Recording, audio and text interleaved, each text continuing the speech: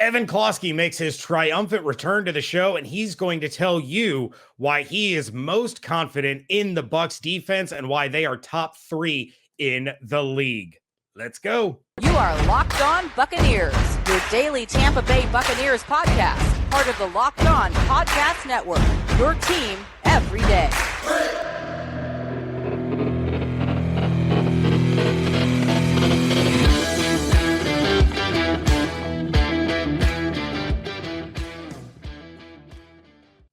What's up, and welcome to the Locked On Bucs Podcast, part of the Locked On Podcast Network, your team every day. We are your daily podcast covering the Tampa Bay Buccaneers, free and available on all platforms, including YouTube, and the 10 Tampa Bay Plus app available on your Roku and Amazon Fire Stick. That's right. We thank you for making us your first listen or view of the day. I am James Yarcho, deputy editor of SB Nation's BucsNation.com, finally rejoined by my good buddy Evan Klosky of 10 Tampa Bay. Of course, you can check out everything he's doing over there on 10 Tampa Bay, and make sure you're following everything on Twitter at Locked On Bucs, at JYarcho_Bucs, and at eKlosky WTSP. This podcast is sponsored by BetterHelp. It's not a crisis line. It's not self-help. It's professional therapy done securely online, available to people worldwide. And they have a special offer for our listeners. Get 10% off your first month at betterhelp.com/lockedon. Evan, it has been a while since we have chatted. I have missed you. I have missed having you on, most certainly. I have missed the hot takes, the fire predictions, and glad all is well with you. Of course, we had the hurricane issues a couple weeks ago. Then my son has surgery last week. So finally, here we are.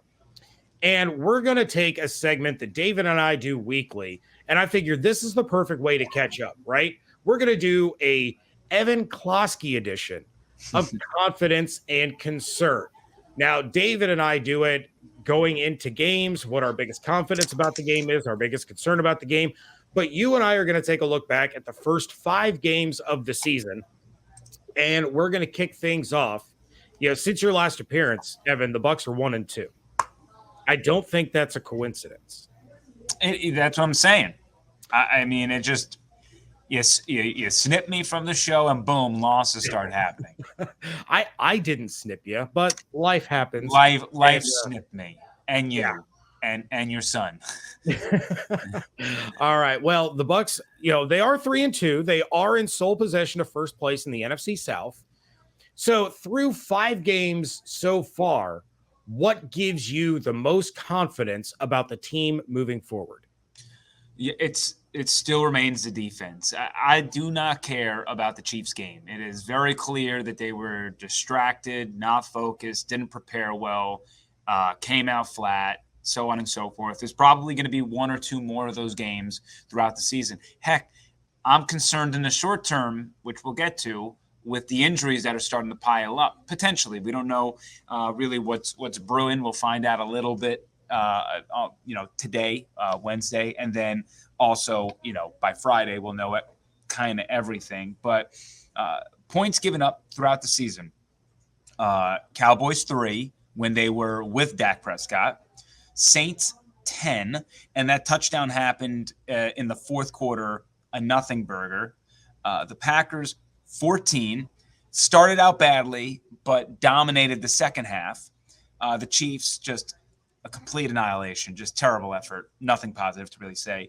And then the Falcons 15 points, where they blanked them for 3 quarters. So the one concern within confidence is that it seems like the Bucs have found stretches where things aren't clicking, right? If you combine the first half of what they did against the Packers with the fourth quarter of what they did against the Falcons, you got a Kansas City Chiefs situation. But I mean, what we saw to begin the year, which was like 7 quarters of lights out defense, 3 quarters against the Falcons, lights out defense, 2 quarters, lights out defense against the Packers. There's been a lot more positives than negatives, and that is not by coincidence. I think I said to begin the year, my bold season prediction, right, was like double digits as far as games are concerned, where the team gives up 20 or less points. Mm-hmm. And right now they're at 4 or 5. So they're trending in that way of just being a completely dominant unit. Is just a matter of staying healthy, which is the concern entering this week, because guys like Carlton Davis, Sean Murphy-Bunting, Logan Ryan, Mike Edwards is banged up, but we think he's okay. Once you start losing that depth, then Todd Bowles can't be as creative as he wants to be, and it starts creating some matchup issues, and you start trying to, put Band-Aids over things per se. So I will go down with the ship on this defense thing. I truly believe they are. If this team's going to win a Super Bowl, it's going to be on the backs of the defense. I said that at the beginning of the year, and I'll repeat it now. I believe that, and I still believe in them. Well, and injury concerns for this coming week aside, what does concern you the most about this team's chances of competing for a Super Bowl? Because they don't bring back Brady if they're not, competing for a Super Bowl. They don't sign Julio Jones, which is a whole nother conversation, if they're not competing for a Super Bowl. They're not $40 million over the salary cap next year if they're not competing for a Super Bowl. So what, after the first 5 games, do you look at and say, you know what, this is going to be the reason they don't win one? The rushing offense has not been good. We talked about it in training camp too. They got no push. They never had any push in training camp in the preseason games. They tried to run north and south constantly to get this O-line working, and it's not working. I think Hainsey, Gedeke, Mason, they're doing a formidable job there up the gut, but they aren't perfect. There are some problems, and we have a 5-game sample size outside of week 1 against the Cowboys of where they have not been good on the ground. I mean, Lenny ran for a total of 139 yards against the Falcons because they got him involved in the passing game. But I think what you saw with the Falcons with these kind of flares, the dump downs, the check downs, the short passes to guys like Cade Otton, all those things, that's going to have to be their rushing attack.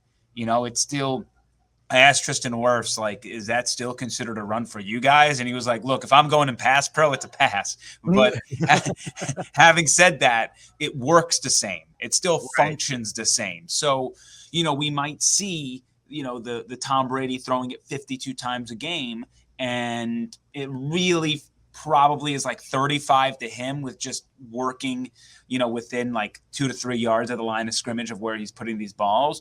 But, a lot of the players said with the Falcons, they knew entering the week that they were going to drop into really soft coverage, and they were just going to take what they gave them and just chunk up the field in short, 5 to 6 yards at a time. So I think it's a signal that the Buccaneers rushing attack is not good. I don't think that's any shade to Lenny. I think it's really just this offensive line and the interior, and it's brand spanking new, and it is not there yet. I don't know what else to say about that.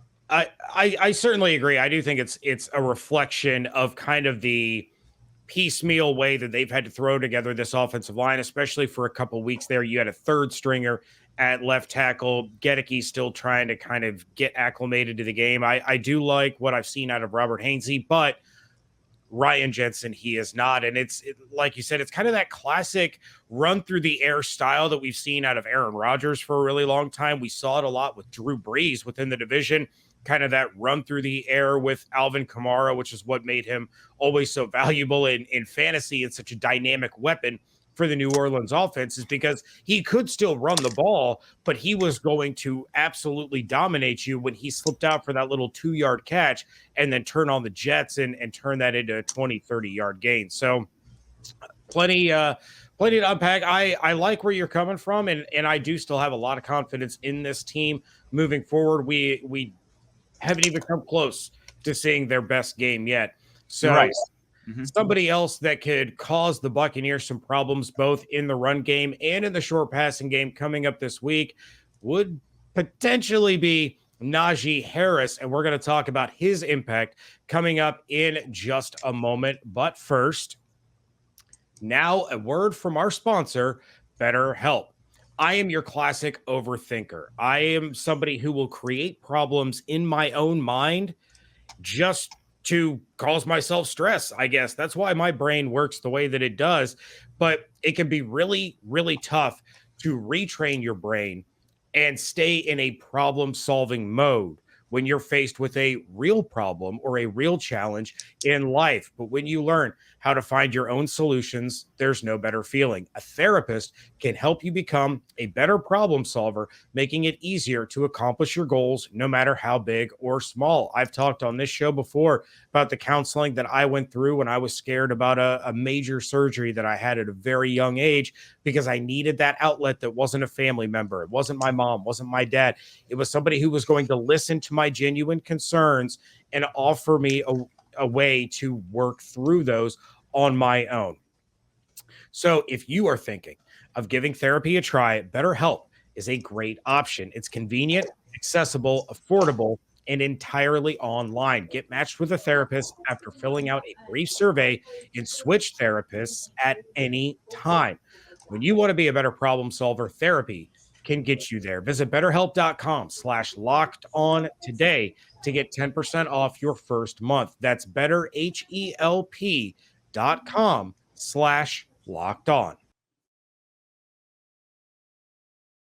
Thank you again for making Locked On Bucs your first listen every day. Make sure you check out NFL Key Predictions every Friday on Locked On NFL. Locked On's local experts give you the inside scoop on the 5 biggest games of the NFL weekend, including Sunday and Monday Night Football, plus betting advice from the field's leading experts, Bet Online. Follow NFL Key Predictions every Friday on Locked On NFL, available on the Odyssey app, YouTube, and wherever you get your podcasts. Cannot wait to watch Denver in primetime again. Yay, us. I can't wait till Austin Eckler goes for 250 and 4 touchdowns. But we're not here to Mr. talk about Unlimited. Yeah. Russell Wilson. Yes. The headline of that game will be Justin Sherbert and Awesome Excellent and the Chargers defense. But anyway, we're not talking about the Chargers.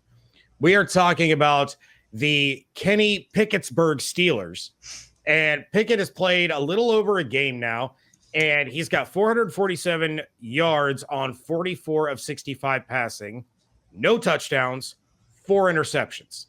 Little bit mobile. He's got about 20, 25 rushing yards.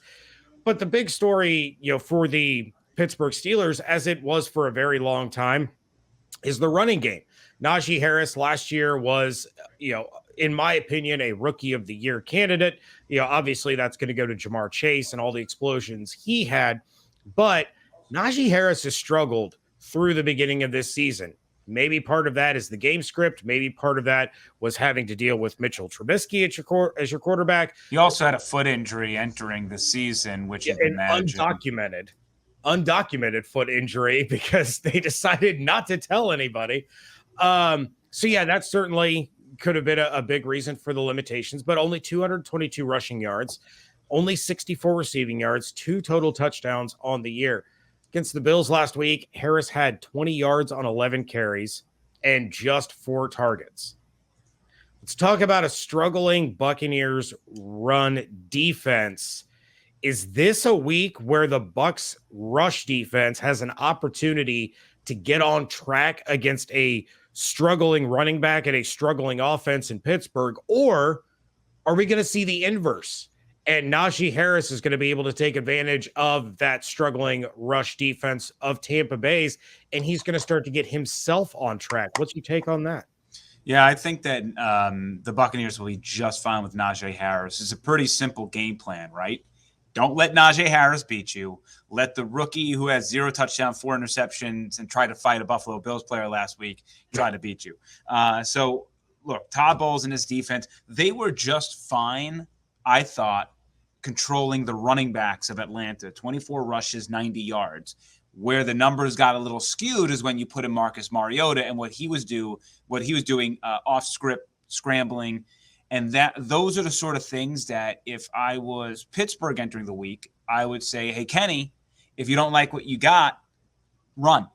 Go take the yards. You're not good with mobile quarterbacks. So I think in general, the Buccaneers game plan needs to be stop Najee Harris, one, make sure that we keep Kenny Pickett in the pocket, put pressure where we can.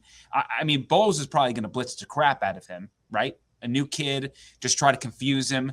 And even if Bowles doesn't have the personnel that he loves, I think he's probably going to be willing to take some risk and have this kid beat him versus the alternative, which is to make life a little bit easier. So there's going to be a delicate balance. You just have to make sure that if you put pressure on him, that you can't have a Mahomes situation or a Mariota situation, which is easy outlets out of the pocket for first downs. Because I think I would prefer playing a little bit more conservatively against Pickett and have him prove that he can beat you with his arm in the pocket versus trying to pressure him, get the big splash play and getting screwed up. And here they come marching down the field. I'm not 100% sure that Pickett can pick apart this defense throughout an entire drive, but he might be able to win big on a play, which costs you. So I would play the long con in drives with him. And, but Bowles is a blitzer. That's what I would do, but that's probably not what Bowles is going to do. He's probably going to concoct some really confusing disguises and throw some things at him that he hasn't seen before. And, under a normal circumstance, if the Bucs were 1,000% healthy, I would say bold prediction is going to be like 4 picks, 4 turnovers. Like it's a really bad situation there in Pittsburgh, but kind of getting off track. Najee Harris, I do not think is going to be a problem for the Buccaneers this week. I think it's going to be containing Pickett and not allowing him to extend drives with his legs. That I'm more concerned about, that rushing game versus the Najee Harris rushing game. Well, and let's take a look at the flip side. Tom Brady, who has lived in the minds and nightmares of Pittsburgh fans for 2 decades. They are not so much the steel curtain right now. They're allowing 25.6 points per game. That's 26th in the league. They're 30th in the NFL, allowing 416.8 yards per game. Tampa Bay's offense this year, well, you can't even say fully the offense. Tampa Bay as a team this year has scored 19, 20, 20, or 12, 31, and most recently 21. There are some defensive scores mixed in there. Is this, we've kind of seen them taking a couple of steps forward over the last couple of weeks. Is this going to be another step forward? Is it going to be a giant leap forward? Or do you see this kind of being what we've seen over the past couple of weeks? They're going to have some strong drives, might stall in the red zone, come away with no points, go on a lull where they're 3 and outs or punting and getting the defense right back on the field? Or are we going to see a real offensive explosion coming up this week out of the Bucs? No, I see this being probably their strongest offensive game of the season. While I have concerns with the health of the defense, I don't have really those concerns for the offense. Like whatever, Julio might not play. Honestly, who cares at this point? Like when you get him back, great. Just get him healthy for the end of the season, postseason. Just whatever. It's just the Julio experience is. Anybody who's ever owned him in fantasy knows what to expect of this, and just put him on the IR. Whatever. Put him on the IR. He practiced. He's been practicing. It's just whatever. But outside of the Julio thing, which will sort itself out, they play Pittsburgh and Carolina. Like, let's be frank. All right, let's be FRANK frank. If you don't beat Pittsburgh and Carolina, that is a problem. That is big time problem. All right, you cannot lose these games. I expect them to go 4-0 to start the season on the road. So you have to win these games with no Julio, no Logan Ryan, no other defense. I don't care who ain't on the field. You got to win this game. And the offense is mostly healthy. So I would expect them to move the ball at will. This defense is trash without TJ Watt. That defense also got a little banged up against Buffalo. So they're going to have, on top of Watt, a few players who are not healthy and out there. Minkah Fitzpatrick is sort of dealing with an injury, so he doesn't look great either. This seems on paper to be like, hey, us as an offense, we got you. You know, this is going to be the first game of the year where it's like, we got you. You had us up until this point. We got you today. So that's the way I kind of view this thing, just because Pittsburgh, we all have lived a life where the Steelers have been such a good team and such a good organization. And Tomlin is an all-time head coach in this league. But they are trash. All right. They are a bottom 5 team. Like, they beat the Bengals. They did when they had, at least they had TJ Watt in that game. They had a healthy Minkah Fitzpatrick. I still think Trubisky is probably better than Pickett, even though I agree that Pickett should be playing now. Yeah. It doesn't mean that I think that Trubisky is great as a quarterback. I just think that at this point, Trubisky's a better option for you to win now. But I think you might as well just figure out what Pickett is, because it's not like that big of a difference. So, and not to mention the Cincinnati played like crap that game too, right? If you come out, you turn the ball over, you commit a bunch of penalties, you miss field goals, bad things are going to happen. So, right, if they hit an extra point, that game's over. So that's really what it came down to. You got to still, the attention to detail can't waver. So that's still stuff that needs to be present. But as long as you take care of business and you don't give them anything, you should win this game easily. And honestly, the offense, we saw great strides against the Chiefs. We saw really, really good offensive production. At least, 420 yards of offense against the Falcons.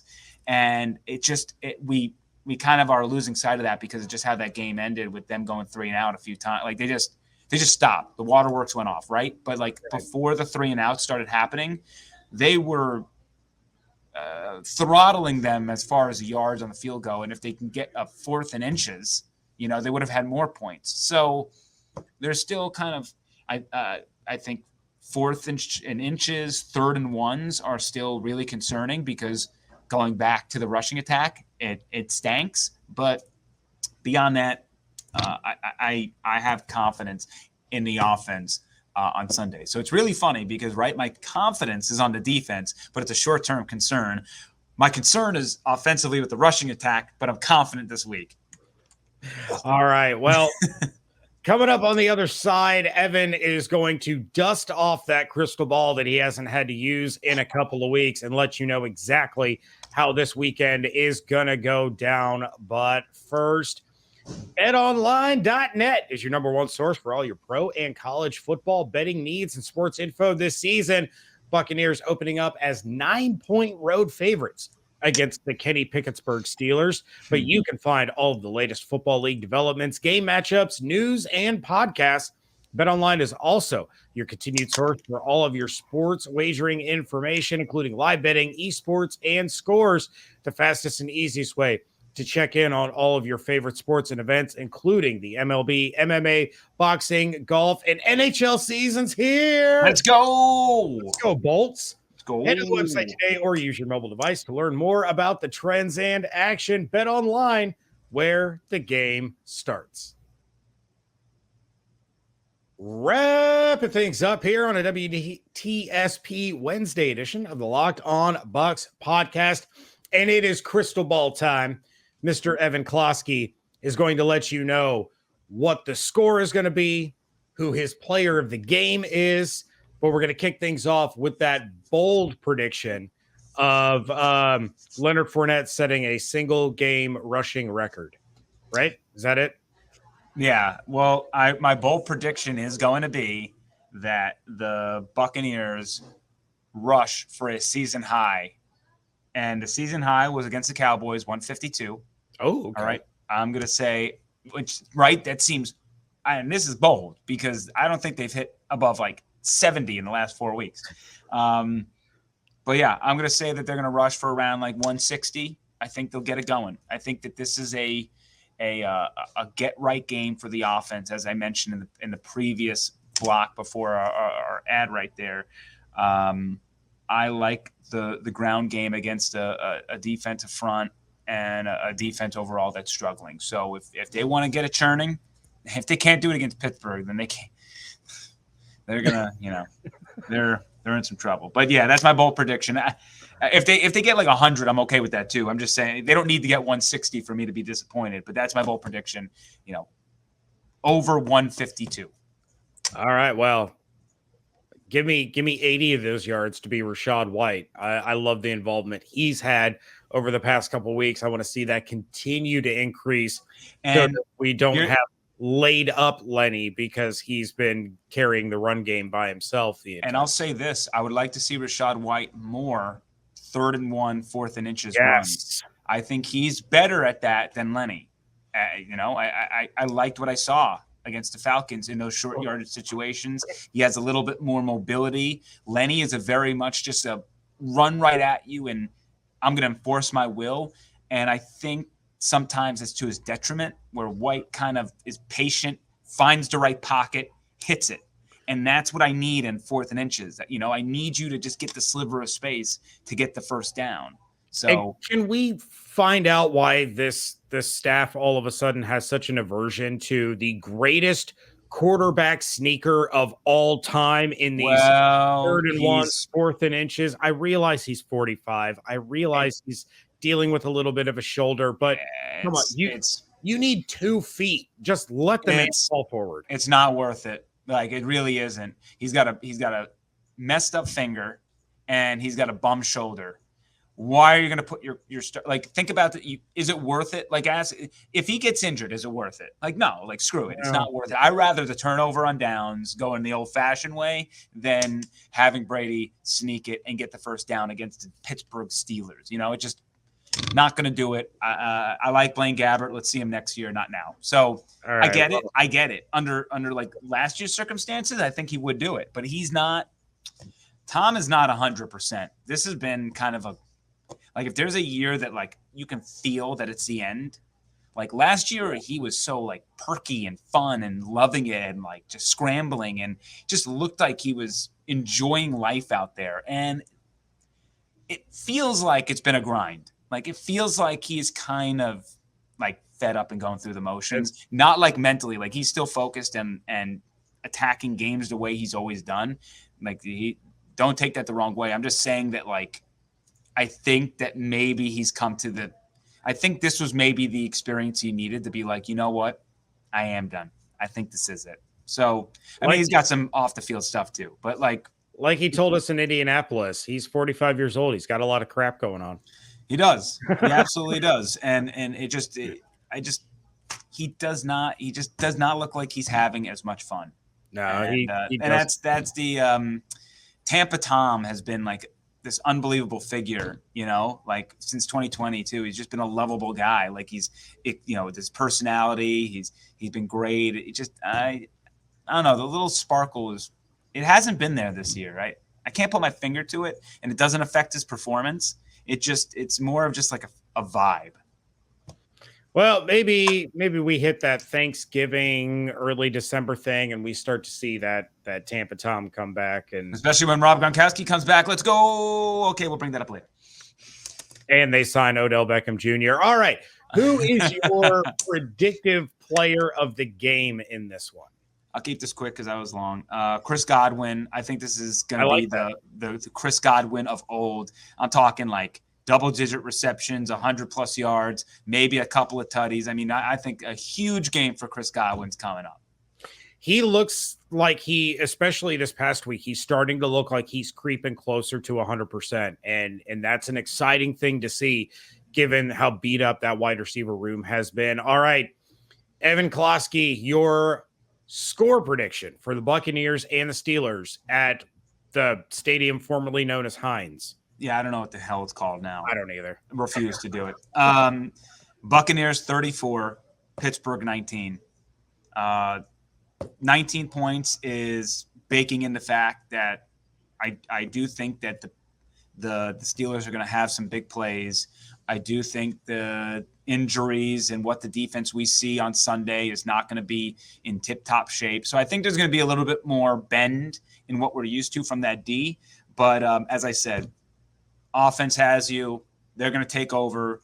and they'll win the day in a fairly convincing fashion, especially with how they did not complete the fourth quarter last week, and they got a very fortuitous penalty, which we don't have to go into, but I think that's a learning lesson to move forward. You can't get bored in the NFL. 4 quarters, play through the end, and that's the reminder that they got against the Falcons. Yep, sometimes you got to get punched in the mouth to wake up a little bit, and that's exactly what happened. And yeah, always better to learn from wins than losses. Hopefully Devin doesn't get too bored out there. All right, that is going to do it for this episode. Thank you once again for making Locked On Bucs your first listen or view every day. Now make your second listen the Peacock and Williamson NFL show. Brian Peacock and former NFL scout Matt Williamson give you the expert NFL analysis in less than 30 minutes. It is free and available wherever you get your podcasts. David will be back tomorrow with Crossover Thursday, talking to Chris Carter, host of Locked On Steelers, to give you everything you need to know about this matchup. Of course, you can check out everything Evan is doing over there on 10 Tampa Bay and at 10tampabay.com. Check out my work over at bucksnation.com. And, of course, follow everything on Twitter at Locked On Bucs, at JYarcho_Bucs, and at eCloskey WTSP. Hope you all have an absolutely outstanding day. Stay safe, stay healthy, fire those cannons. We thank you so much for joining us right here at Locked On Bucs.